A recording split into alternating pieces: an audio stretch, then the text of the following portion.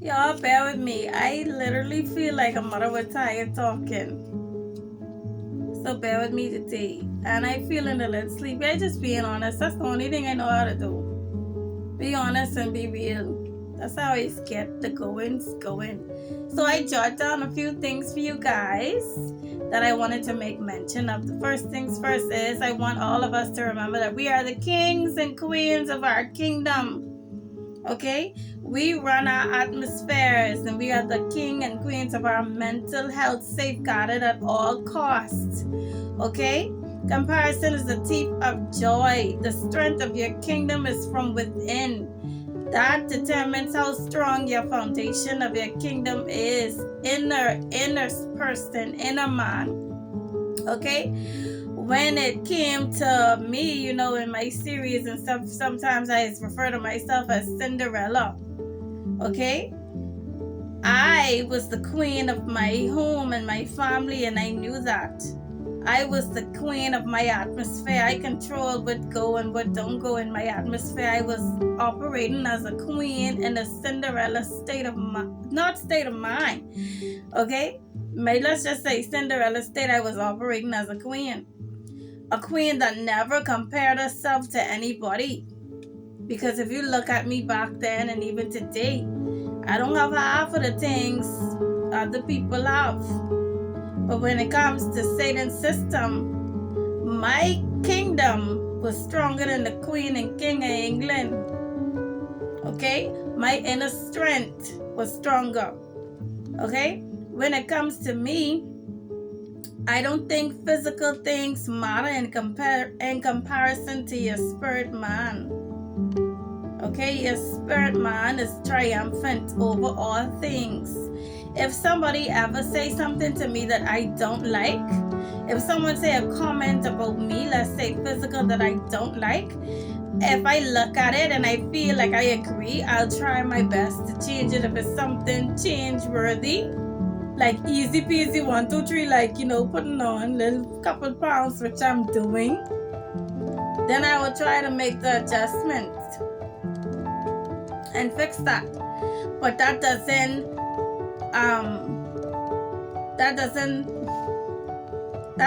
tear down the self-image that I have of myself. Physical things does not tear down my opinion of self. Like I say, when it comes to me, spiritual things, spiritual inner man means more, knowing who I am inner. And I just want to say this also to everybody who was out there in Satan's system. I want y'all to forgive yourself for the things that y'all had to do under Satan's command that wasn't you. Even though you have been living your life, living this role and making people believe that this is you, you were in chains, in bondage. Do not associate yourself with the things that you were forced to do. Stay true to yourself. Stay true to who you were, who you are, who you know that you are. Forgive yourself for those things. You didn't have no control over that. God requires you to be the best person you could be. When it comes to me, for example, if I was in bondage and somebody, and they was forcing me to have this attitude or act a certain way, I act that certain way for a good damn reason. Whatever you did when you was in bondage, you had a good damn reason for why you was acting like that, because you were afraid. Okay, without knowledge, the people will perish. Okay, that was the first mistake you made, because you wasn't supposed to be fair in man. Okay, but because of the fear of man, whatever you did it for a good damn reason, because you were afraid and you were in bondage. Okay, I just would also like to say that there are so many people out there over the internet that are giving information on what's going on, that are basically saying some of the things or most of the things that I'm saying as well. But what I've realized in Satan's system, they only have access to go so far. All right? To say so, the, they're only able to say so much. Okay? And I noticed that a lot of people who really talk in the deep business, they have to act a little crazy or be a little crazy, so they won't be credible. Okay, so when they talking a lot of truth, one of them is Orlando Brown. I think he is. I hear him talking a lot of truth, but I see him acting crazy in the process, and saying some off the wall things. I think they make them say off the wall things just so you wouldn't, just so you would discredit them and won't believe them. Okay, that's a part of their bondage. Okay, just say. Another thing that I would like to say is either you're one of us or you're one of them. And if you want to be one of us, if you want to be a child of God, that means that you are constantly being attacked in your life and attacked for your life. They are constantly trying to kill you out. Okay? That's a part of the package. That's a part of the Christianity package, the believers of God package, the believers of Jesus Christ package, the warriors being killed, being persecuted and trying to be killed is a part of the package. Okay, because either you doing the killing for Satan, participating in the killing of Satan and of Christians, or you are being hunted down to be killed. Another thing I'd like to make mention about is that Cain mentality, which is about jealousy. Okay, and the way the devil blocks you from seeing the beauty in tomorrow and the beauty of recovery. Okay, the next go around, Cain could have over impressed God by his givings. And sometimes when you make a mistake in life and you hurt somebody, when you have the ability to recover and go above and beyond a person's expectation, I really feel like that makes the bond even, the bond grows stronger or even stronger. And that's the beauty of recovery, of forgiveness. That was an opportunity that the devil allowed jealousy to, blindside him where he couldn't see that. Okay? Don't be that way in life. There's the part of the Bible where, when Cain was upset and he was angry about the situation, and God was like, Cain, what's up with that? Had you done well, you would have been accepted as well. You understand? It's the same thing for people who are born in this bondage. Okay? Had you done well, you would have been accepted as well. Okay? But you choose to do things that weren't of God, that caused you not to be accepted. Okay? Caused you not to have your full covering, even though God was still with you. In that situation with Cain and Abel, Cain did the wrong. He did the unthinkable thing. The worst thing there could be which was killing somebody. But even so, God didn't see it fit to match the crime. He didn't see it fit to lose two sons. And even so, but he had to punish Cain for what he had done.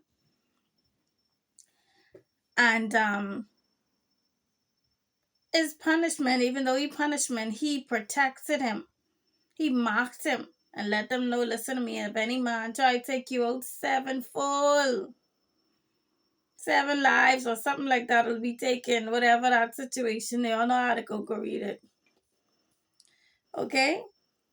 That was a great protection on somebody who he was very disappointed with. Okay, that was love. Because God knows that his enemy is not Cain, that his enemy is Satan, who had blindsided Cain, who had, allowed jealousy to blindside him. All right? I want to share an experience that I had before with 2 little girls. So I came to this household, and this little girl, it was 2 little girls there, a sister and a little sister. Who cares about the age? Maybe one was like 10, and the next one might have been like 4. Okay, so when I approached the 4-year-old, she was unfriendly. Okay, she wasn't a friendly 4-year-old little girl.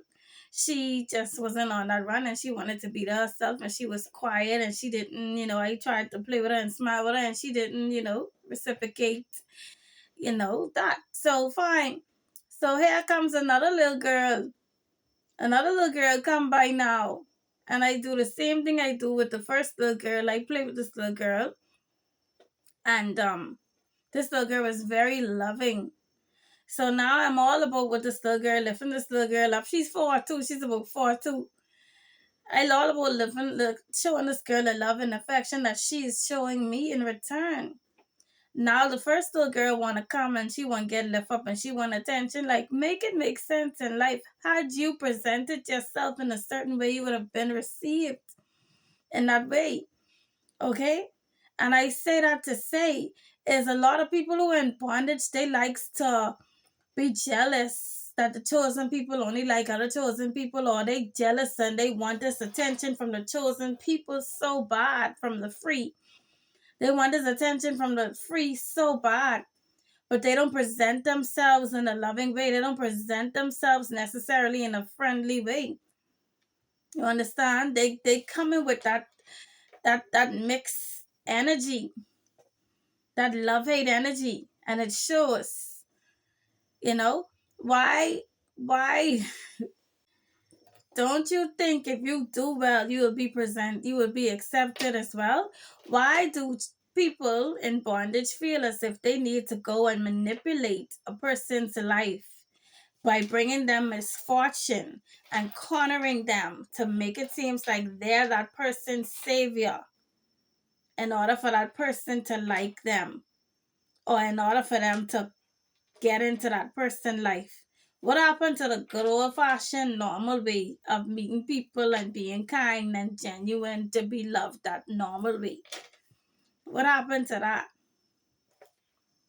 The scariest part about a person being manipulative to get a person's love and affection is that when they play like that superhero for that person, they get and receives this love, they honestly think that they deserve this love. They honestly think they are a savior. You plotted the events, the misfortune that you brought to this person's life. Can't you see what a wicked, wicked, wicked, wicked wolf that you are? But no, these people completely overlook the wicked nastiness that is done, that you put them in this position, and you actually feel like a good person. You actually feel like a person who should be worshipped because you saved. You didn't just save, you did. You're the reason for this issue. That is mental. That is a mental issue that satanic workers have that needs to be dealt with. Okay? Resolved. Clear that up. One very important point I would like to tell everybody, or word of advice I would like to tell everybody, is never bite off more than you could chew. Always leave extra breathing room for yourself. Okay? When you bite off more than you can chew, that's the devil's playground. Okay? To attack you mentally and physically. I never practiced biting off more than I can chew. For an example, when I was going to school, BTVI, and I was about to transfer to COB, you know, UB now. And they was like, oh, you have to, in order to qualify for this scholarship at UB, you have to have a full schedule, and I still had classes to do at BTVI. So I say, I'm not going to bite off more than I can chew. Because when you look, when I turn around, every homework assignment, instead of the people giving homework assignments, they'll be given projects in place of homework assignments. When you look, I full with projects and flicking research papers and flicking books to read. Okay? Okay? That's how Trap-see the devil is. And y'all know how the devil is, because y'all in Satan's system. A lot of y'all in Satan's system never bite off more than you can chew. All right? This has been your girl, Chris. This has been your girl, Chris, from Love Gone Viral. This is you. This is a reminder that you can do all things through Christ who strengthens you. I don't care how old and broken you think your body is. You can do it. Get out of Satan's system today. 6, 7, 8, 1, 2, head, over, up, pop, pop, and walk, and step, double, turn, down, cross, swing around, up, chain. Okay, you have my first 4, so you, and you. Come on down. Everybody else? Mommy is watching you. All right, ready? Here you go. So make me proud. 6, 5, 6, 7, 8, 1.